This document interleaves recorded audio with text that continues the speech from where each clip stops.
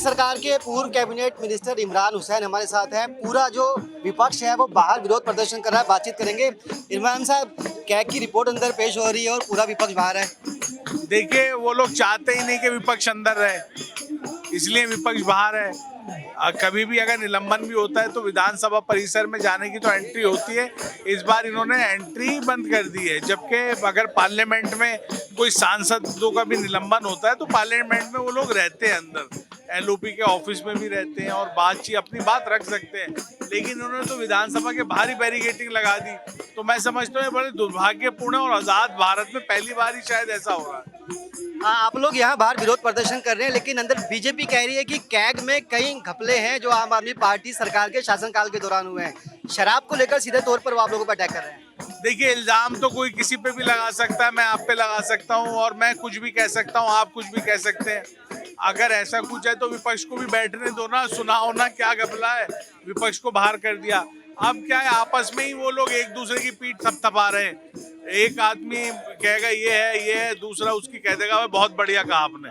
तो ये लोग यही करने का काम कर रहे हैं। करीब 2000 करोड़ के घोटाले की बात कही जा रही है। ये कहा जा रहा है लैंड यूज चेंज नहीं किया गया, एमसीडी से परमिशन नहीं ली गई, जहां शराब की दुकानें नहीं खुली थी वहां भी दुकानें खोली गई। देखिए, ये लोग कुछ भी कह सकते हैं और कुछ भी कह सकते हैं, तो इनका काम है कहना और आपका काम है सुनना और हमारा भी काम।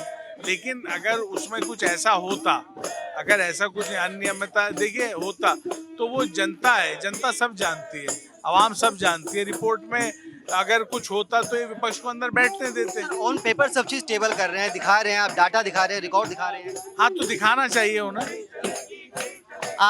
3 मार्च तक के लिए सेशन बढ़ाया गया है, तो ये माना जाए कि आप रोजाना बाहर इसी तरह से रहेंगे या सिर्फ आज के लिए आपको बाहर किया गया, पूरा रोड जो बंद कर दिया? ऐसा कोई नोटिफिकेशन हमें नहीं मिला है कि बाहर रहना है, हमें कोई नोटिफिकेशन नहीं मिला और ऐसा कोई नोटिफिकेशन है भी नहीं। आप लोगों ने और कोशिश की अंदर जाने की? हाँ, बात तो की है, लेकिन जब गेट बंद है तो क्या कोशिश करें।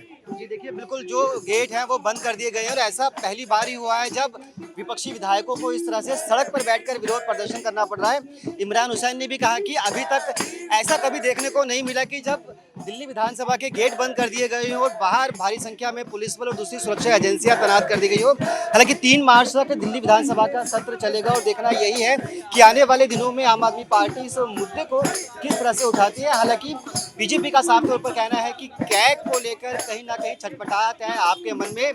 कई बड़े आरोप कैग की रिपोर्ट के माध्यम से भाजपा लगा रही है और ये कह रहे हैं कि आम आदमी पार्टी इस मुद्दे को डाइवर्ट करने की कोशिश कर रही है, क्योंकि जब शुक्रवार को सदन बुलाया गया तब आम आदमी पार्टी के विधायकों ने जमकर हंगामा किया ताकि कैग की रिपोर्ट पेश ना हो पाए।